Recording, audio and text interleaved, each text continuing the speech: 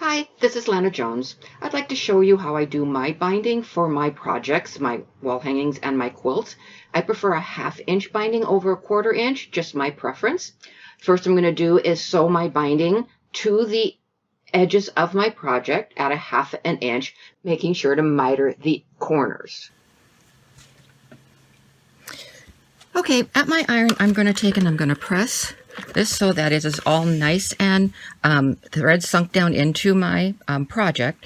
And then I'm going to take it, and on the back side I am going to put steam a seam to 1/4 inch along my edges here. So I'm going to put a piece along here,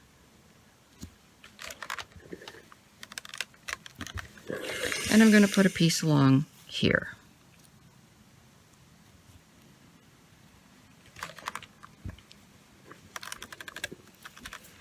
Okay, and I won't pull the paper off yet. I don't need to at this time. Now I'm going to turn it over, and on this side I am going to press the binding so that I have a nice crease along the edge of my project. Then turn it over, and I'm going to press it so that I have nice folds going this way, and then nice folds going this way along the edge. Okay. Now I'm going to take and fold this down and press this so it just touches the project. And the reason why is because this is a 1/2 inch. I want this part a little bit bigger so that when I fold this over, that folded edge goes past my seam line. Okay. Now I'm going to do this one as well. Oops, let's keep that folded down like that.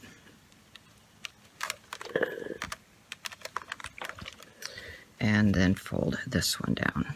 And so it just touches the project.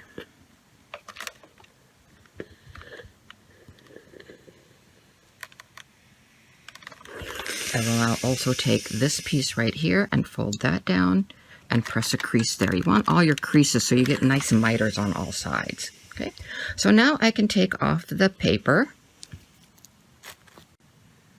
Okay, now that I've removed all the paper, I will take and fold this over so that that folded edge goes past the seam line and press that into place.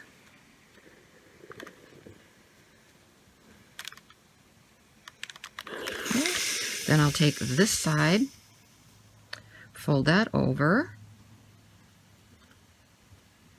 and press that into place.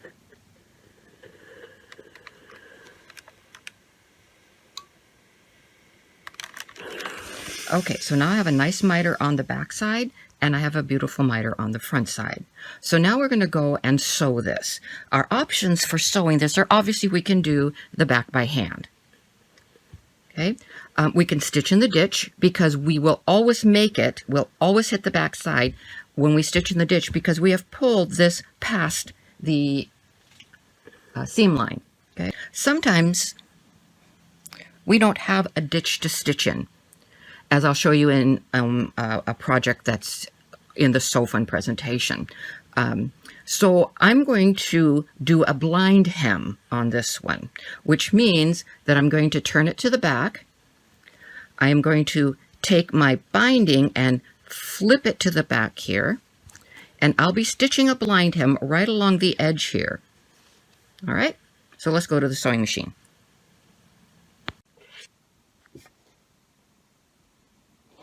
Okay, at our machine, the first thing you want to do is pull out your top and your bottom threads, because we can't turn a corner, so we'll have to have the threads long so that we can tie them off and tuck them into the binding. Okay, so I would do each side. We'll start here. I'm going to start way up at the corner. I'm going to turn my binding to the back.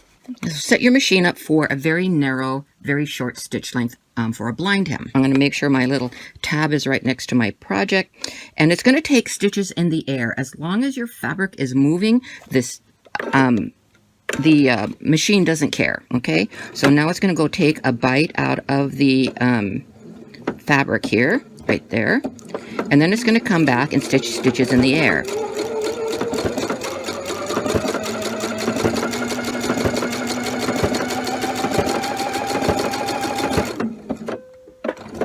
to stop with the needle in the fabric when I'm adjusting.